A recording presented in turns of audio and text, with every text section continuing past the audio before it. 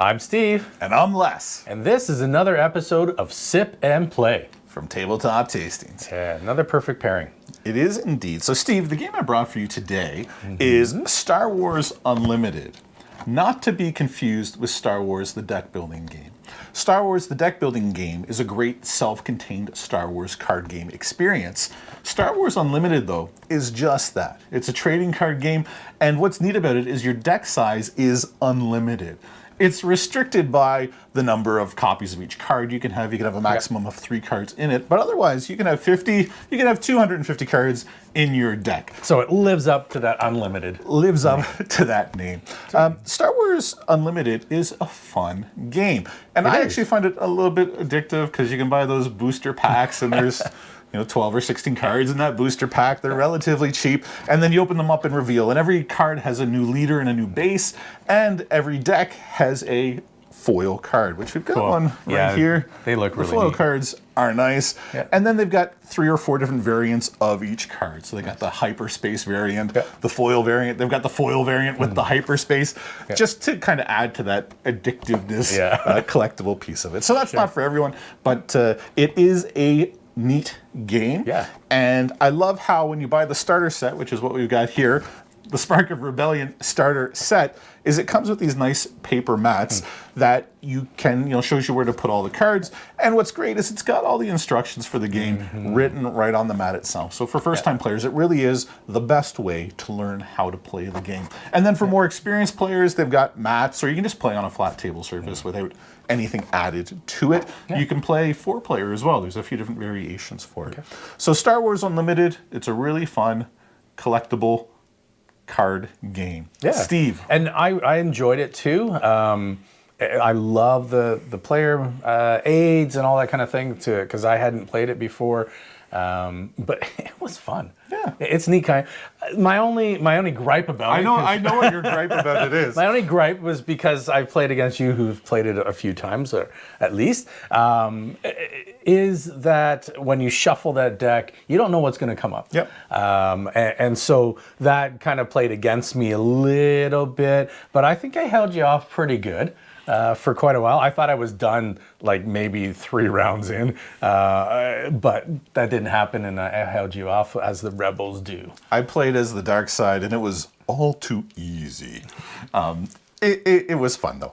Darth Vader did wreck you. He did not do well. But you held your own, and I did. You stood alive a lot longer than I thought you would. Yeah, I did too. Yeah, and it was good. So this is Sip and Play. So what I've decided I think would really work well with this is something we've had from the past, a different expression of it though. So when we played through the game Fit to Print, I paired with that W.L. Weller Special Reserve. And it was very, very good. It was. It was. Yes. And it was such a nice combination. It worked really well with that game. So what I've brought is another W.L. Weller. Ooh. And it is the Antique 107. And I think it really does pair quite nicely with this game. You've got the old Star Wars. That goes really well with it. Everything is old, right? So a long time ago in a galaxy far, far away, Antique 107. So the 107 just stands for 107 proof.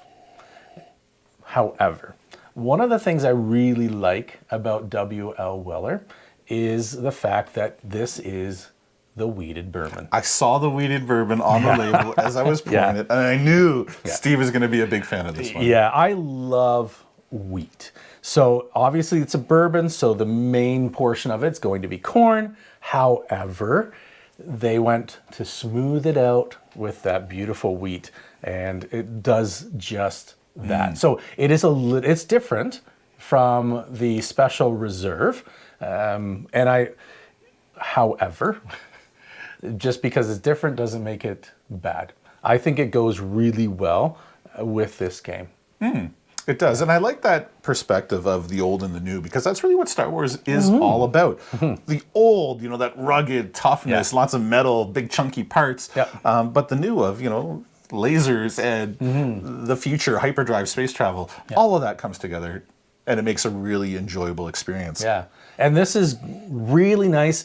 easy to sip, goes really well for an afternoon of gaming, and a couple of rounds of unlimited with a nice bottle of Antique 107 W.L. Weller. And I found out, because it's actually on this label, so W.L. is William Laurie. Ooh. LaRue, sorry. William LaRue Weller. William. So that wasn't on the other LaRue bottle. Weller. Yeah. Okay, that's So what that's the pretty WL cool. and WL Weller is. That's awesome. Yeah, and so that's, he wanted, again, if you remember from Fit to Print, he wanted a nice, easy sipping, smooth bourbon, and so he accomplished that by doing the wheated, and he's done it again. So the 107 proof, so that's actually a little bit higher proof than the special reserve, but this is fantastic, and it goes really well for a May the 4th Star Wars Day. So, if you're going to play the new collectible trading game, Star Wars Unlimited, you should pair it with... You want a W.L. Weller. Fantastic. Any of them will do. This one's a great one for it, the Antique 107. Thanks so much for watching. If you haven't checked it out yet, check out our other Star Wars The Deck Building Sip and Play video, where you can learn the differences between the two games. Yeah. Thanks so much for watching. Thank you. Have a great day.